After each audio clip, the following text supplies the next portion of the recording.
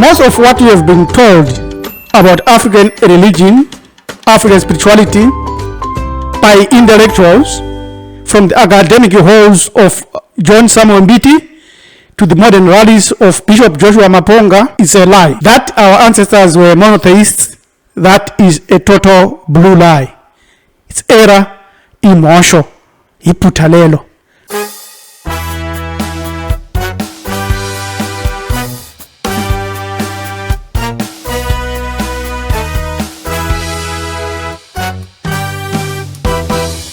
Enroll into ACAM and study with us Afro-Cosmic Applied Metaphysics. The enrollment is now open.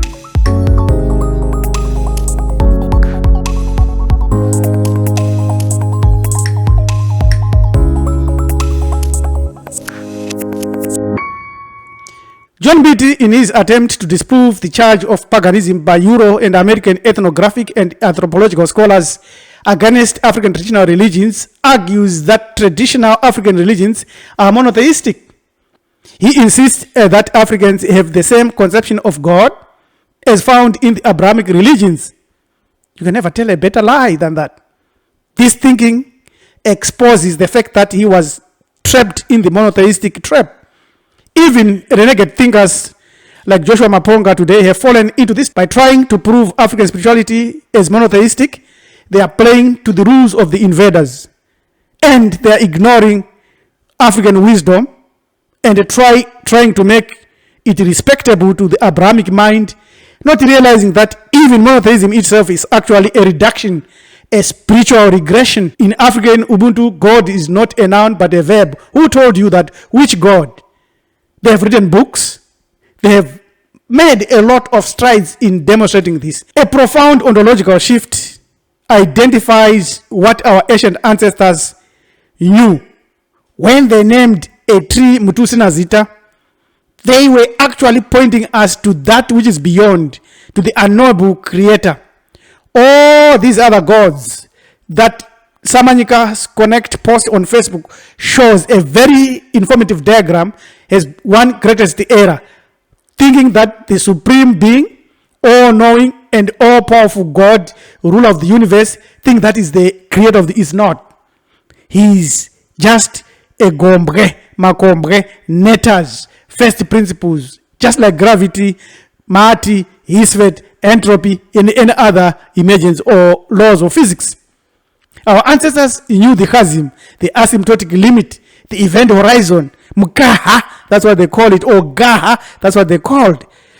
We were not monotheists because MutiUsinaZita as a concept shows that we knew, our ancestors knew something beyond infinity as a non-being, unknowable real creator beyond the chasm, the nameless source, sanctuary beyond law.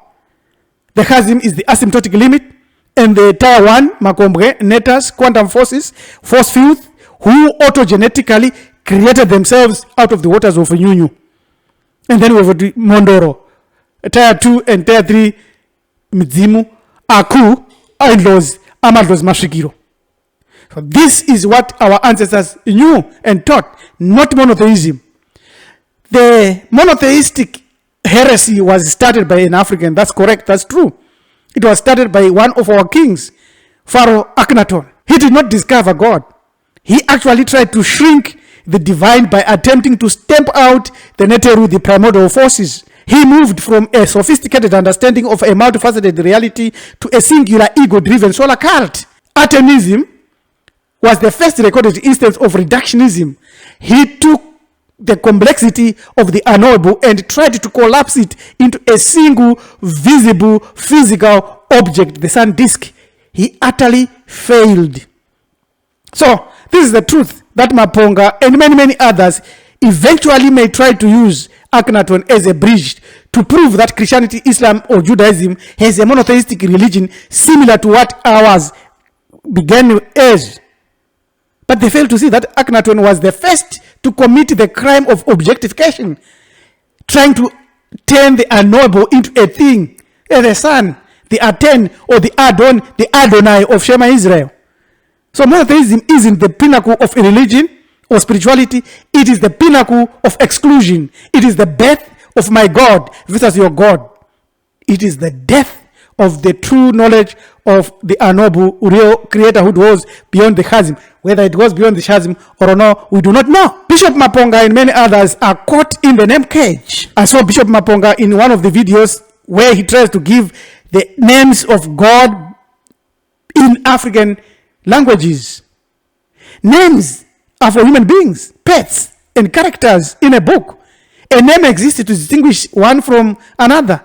If the creator is infinite, who is there to be distinguished from the creator other than the creators or the gods? Or Makombre, all these are gods.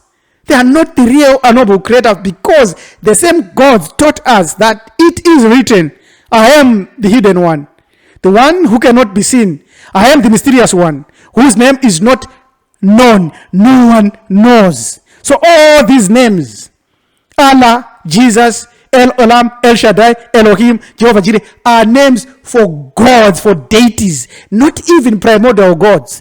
All these gods that we are speaking of here in Africa, we have to distinguish their roles and their works. You shall see shortly what we mean by that. So the crime of the nomen proprium, the proper name, where you name the creator, you are killing the concept.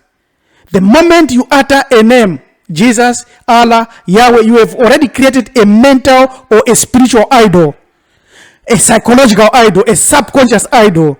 You may not know that, but you have already taken the beyond infinity and shrunk it to suit in your brain, or to suit a tribal character with human emotions. Soon you'll be adding jealous, forgiveness, anger, love, favoritism to this named God. Is now a finite God. A finite God is a tool of control. This is the crime of the nomen proprium. You don't have to commit it. The God El that Maponga speaks about is a Canaanite deity worshipped by Abraham, translated to God, recorded in the Bible, in the Quran as Allah. You find that is the nomen proprium, the personal name of God. Ask any Muslim, what is the personal name of your God? Say it's Allah. Or El or Elohim, used 230 times in the Masoretic text in the Bible. Maponga and all the renegade bishops are still trying to save the named God by addressing him in African clothes. As Marifado, we are dressing that down and undressing that God and removing him until the unknowable truth remains.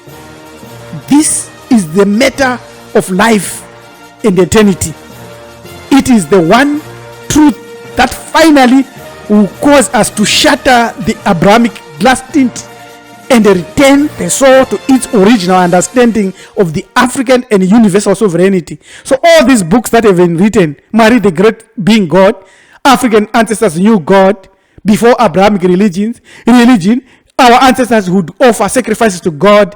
The case of harm by a person who was saved by God, it has nothing to do with the truth, but with the tribal deities. So let's look at where monotheism came from and how it has become a popular standard that our own scholars are falling for. The word itself is a 17th century English coinage, first used by the philosopher Henry Moore in 1660. It is derived from the Greek and has Greek roots, monos meaning one, alone, single, and the theos meaning God. Therefore, it was used by the Greeks and by the Europeans to distinguish true belief from pagan polytheism and atheism. Are those erroneous? Let's look at them again and ask, what did our sages believe in? You'll be shocked. So when it comes to henotheism, our ancestors believed in henotheism. New henotheism, it is the devotion to a single primary God while acknowledging that other gods exist and they may be valid for others to worship. Our ancestors believe that. Monolatry, monos meaning one, and latria means worship. It is the consistent worship of only one God without denying the existence of others. It is often a functional monotheism for a specific group. So we know the Kalangas have their own, and this they have got their own. At the same time, we have the concept of MutiUsinaZita, the one creator who is nameless, whom we don't play around. Then Carthenoism, Carthena, one at a time. And theism, God. the worship of one God at a time, treating whichever God is being addressed as the supreme deity in that specific moment. Our ancestors believed that. Polytheism. Polis means many, and theism means God, many gods. They believe in or worship of multiple deities, usually organized into a pantheon with specific roles or domains. Yes, our ancestors taught that and believed that. You must also do that.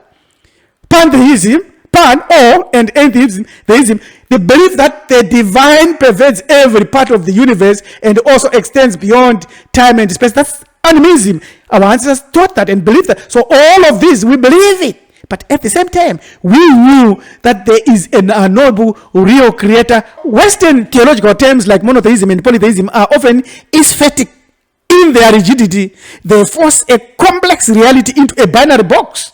The African sages operated on a different frequency, which is the what? The unknown frequency. The unknowable one. A gap in knowledge to be filled. The primordial state of power that must be respected as uncollapsible. That's what our ancestors taught. And that's what our ancestors knew. Therefore, when you think about it today, you must resonate with Mahatic harmony and creation under MutiUsinaZita Ubuntu Isintu ideology. That's life. That's wisdom. And you have to break into pieces and never be a victim or tied to the chains of monotheism, polytheism, monotheism, henotheism, monolatry, and henotheism. As a cognate agent yourself, do not fall for the false collapse and claim knowledge whilst you are rigidly tied to this. But you must say, Amen, no, I don't know.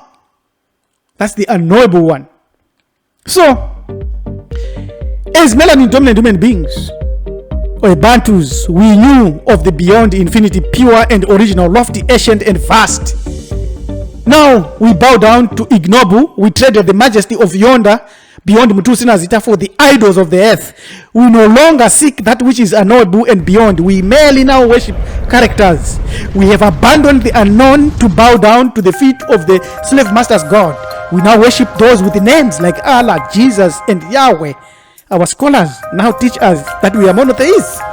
No, we are not. We must embrace the change that we are ushering here today and lead the future, because our ancestors are calling you to shift, and those that adapt will be crowned by the gods, and they will know how to create their own reality, basing their understanding on MutiUsinaZita, the unknowable real principle. So when our scholars come and say African spirituality was monotheistic, we say no. And as we say no, we need to arm ourselves and learn the 21 magical steps to design any reality you want by enrolling and studying with us in Afro-Cosmic Applied Metaphysics. The email address is given below. And this is the year of knowing and the knowledge of and embracing the unknowable real creator. I'm your manager to Preacher Rabbi Elem Tumisukunikani Mjaganja, saying, embrace the change to lead the future and go back to the majesty yonder beyond MutiUsinaZita. How can you do that?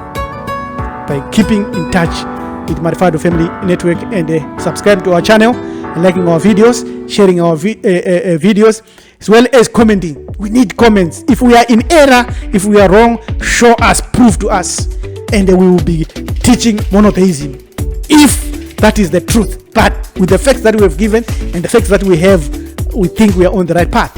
Amen.